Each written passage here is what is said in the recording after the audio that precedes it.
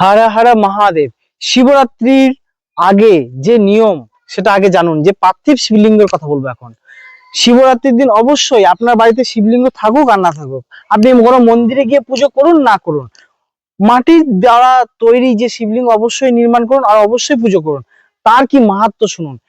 দেখুন, এর আগে যত মহান পূর্বপুরুষ যত যেই থাকুক না কেন, যত বড়ই শিবলিঙ্গ, যত ধাতু, খুব মূল্যবান ধাতু, সোনা রূপো হীরা এরকম মূল্যবান ধাতু দিয়েও পুজো করুক না কেন, তার যারাই পুজো করুক, সমস্ত দেবতারা পর্যন্ত পার্থিব শিবলিঙ্গ অর্থাৎ মাটির তৈরি যে শিবলিঙ্গ, সেই শিবলিঙ্গে আগে মহাদেব বেশি প্রসন্ন হয়। যেমন রামেশ্বরমে রামজি, সে রামজি কি দ্বারা তৈরি করেছিল? বালি মাটি দিয়ে শিবলিঙ্গ তৈরি করেছে, বালি দ্বারা। আর সেই শিবলিঙ্গ কি জ্যোতির্লিঙ্গে পরিণত হয়েছিল রামেশ্বরম।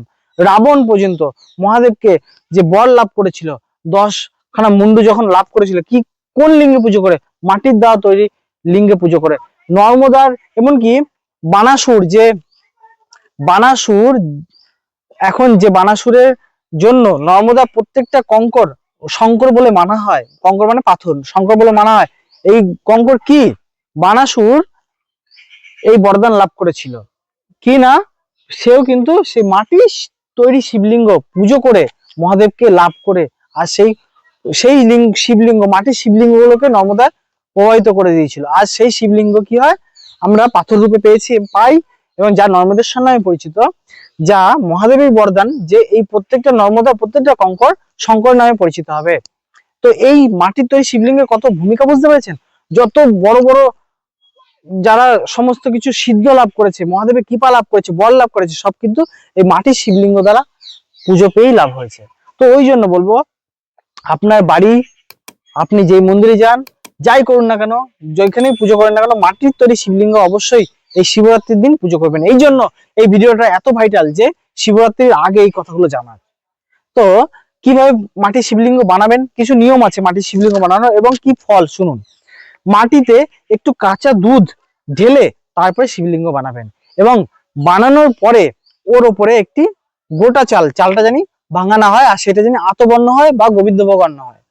সেই চালটা যখনই ওর ওপর রাখবেন, তখন তার মহিমা আরো বেড়ে যাবে। বানানোর কবে কবে নিয়ম হয়? আপনাকে মহাশিবরাত্রির দিন বানাতে হবে, অথবা প্রদোষের দিন, অথবা সোমবার দিন বানিয়ে তারপরে আপনি এটাকে পুজো করুন। পুজো করলে কি ফল পাবেন? যে মাটির পার্থিব শিবলিঙ্গ পুজো করে তার কোনোদিন অকাল মৃত্যু হয় না, এবং বছরে একবার হলো এটা করা উচিত আমাদের। মাটির শিবলিঙ্গ বানিয়ে যদি বিসর্জন যদি না করেন, তবে তাতে পাপ হয়।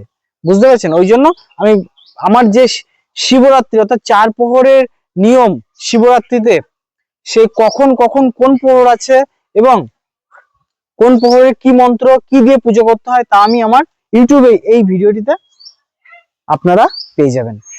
একটা কিছু কথা বলে রাখি মাটির শিবলিঙ্গ। দেখুন, এই যে আপনারা যে মাটির শিবলিঙ্গ পুজো করছেন, আপনি যেখানে পুজো করতে যাবেন, আপনার বাড়ির মন্দির হোক বা পাড়ার মন্দির হোক, যেখানে যাবেন পুজো করতে, সেখানেও আপনি মাটির শিবলিঙ্গ পাশে রেখে পুজো করতে পারেন।